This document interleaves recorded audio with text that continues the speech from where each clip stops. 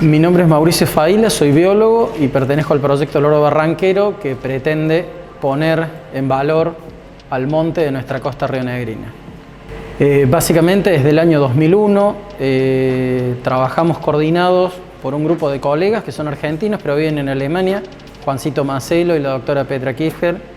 Juan y Petra coordinan a su vez el proyecto, digamos, de especialistas mundiales de loros.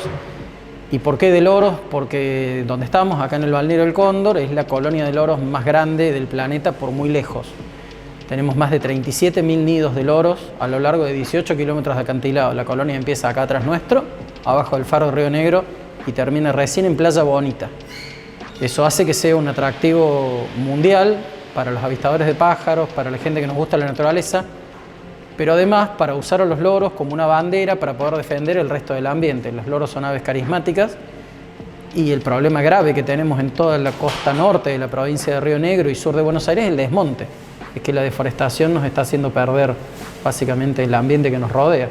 Entonces, desde el proyecto Loro Barranquero lo que hacemos es usar a los loros, en el buen sentido de la palabra, como una bandera para decir, bueno, a ver, estas especies son importantes, la flora es importante, necesitamos todos de este entorno, ¿qué hacemos con eso? Y con eso abordamos la educación ambiental en los colegios más allá de lo que hacemos como biólogos a nivel ciencia en el acantilado con los pájaros.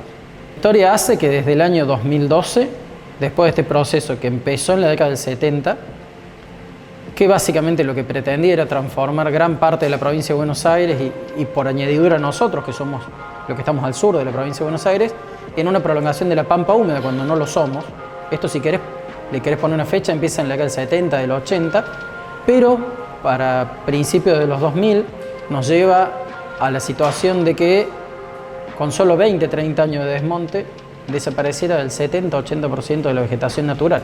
Y uno dice, bueno, ¿qué importa que desaparezca? Importa porque en el año 2010, 2011, en pleno verano, se te hacía de noche a las 3 de la tarde, porque una ráfaga, una tormenta de viento fuerte, te levantaba todo el polvo del campo, todos los campos se quedaron sin vegetación, se desmontó, se sacó la capa protectora, la colcha natural que protege del viento al suelo que usamos para la agricultura y la ganadería, y ese polvillo literalmente generaba tormentas de tierra que, en serio, o sea, no es un decir, quedaban la ciudad de Viedma y Patagones de noche, se prendía la luminaria de la calle, o sea, esa fue la alerta máxima, el pico máximo de decir, bueno, el desmonte no es joda, la pérdida de hábitat, la deforestación no es joda, no solamente la fauna silvestre lo sufre, sino nosotros, nuestra economía, Pensé en un enero, en este balneario, haciéndose de noche, no pudiendo respirar, tuvimos casi 20 tormentas de tierra, de polvillo,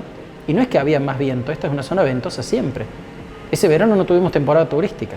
O sea, desde este programa educativo lo que nosotros pretendemos es debatir en las escuelas que el problema ambiental no es un problema de las plantitas, los animales y todo el monte, es un problema de todos, porque nosotros dependemos de eso.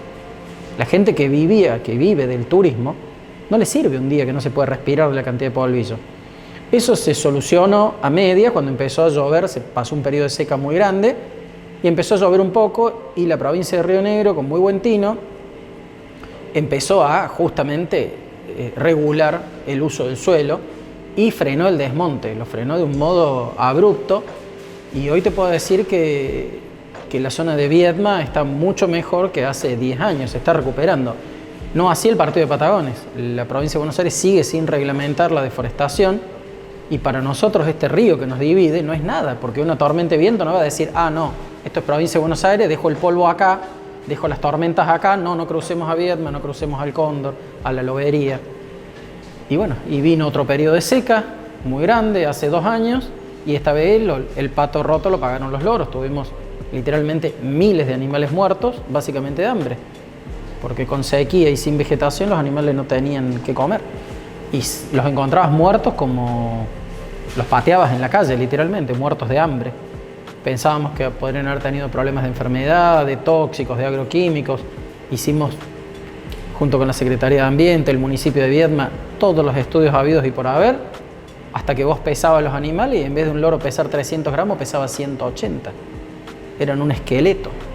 Se murieron literalmente de hambre. Entonces, bueno, estas son las cosas con las que llevamos propuestas educativas a los coles.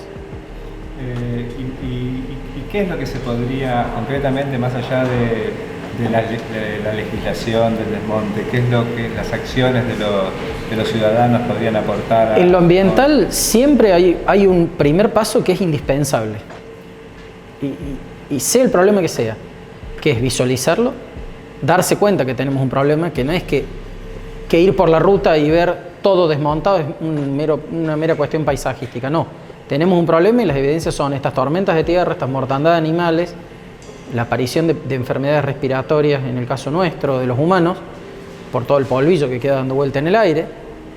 Y el segundo paso, sí o sí, es valorizar lo que tenés, digamos. El gran problema ambiental en general en nuestra zona es que consideramos que el monte no sirve para nada. De hecho, agarrá hoy el diario y vas a leer que dice vendo campo limpio. Vendo campo limpio es campo desmontado. O sea, si vos estás vendiendo algo que sin monte está limpio, quiere decir que el monte, en tu cabeza, ¿qué es? Mugre, que la limpiaste. Entonces, eso es porque nosotros como sociedad no lo entendemos, no porque el dueño del campo no lo entiende. El dueño del campo hace su negocio y está perfecto. El tema es que nosotros como sociedad interpretamos que el monte no vale nada. Entonces, después de ver el problema sí o sí, hay que ponerlo en valor y decir, no, esto sirve. Lo tercero que es indispensable es difundir. Si no hablamos de esto pasa un poco como con el tema de la violencia de género. Era algo que se caía de maduro que existía. El tema es que, bueno, hace unos años se habla de eso y se pone en valor eso. Ahora, de ahí a cómo frenar, a cómo revertir la violencia, el desmonte es una forma de violencia, una violencia ambiental. Bueno, ¿cómo revertirlo? Primero lo tenés que visualizar, tenés que mostrar que es un problema, después tenés que decir, ojo, esto vale, es lo que me resguarda del clima, del viento, es lo que le da al sistema ganadero comida. No es lo mismo un animal criado a grano que un animal criado a campo. Más allá de eso, hay acciones concretas que nosotros podemos hacer inclusive en nuestras casas.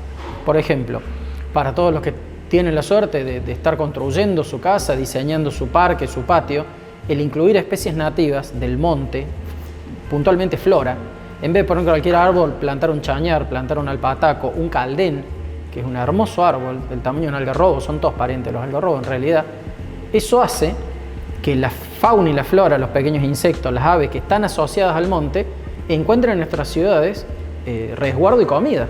Entonces, en vez de plantar un paraíso, que es una planta exótica, o en vez de plantar un pino, que es del hemisferio norte, plantemos un chañar, plantemos un caldén, plantemos un algarrobo, plantemos un alpataco. De paso, son plantas terriblemente rústicas. ¿Crecen más lentos? Sí, es cierto. Ahora, una vez que prenden, no tenés que regar, no tenés que podar, no tenés que mantener, no tenés que nada, porque son plantas aguerridas. Inclusive plantas de flor, el botón de oro, la uña de gato, todavía no es tan fácil conseguirlas en los viveros, pero sí es fácil juntar las semillas en una banquina y uno hacerlas germinar en una maceta.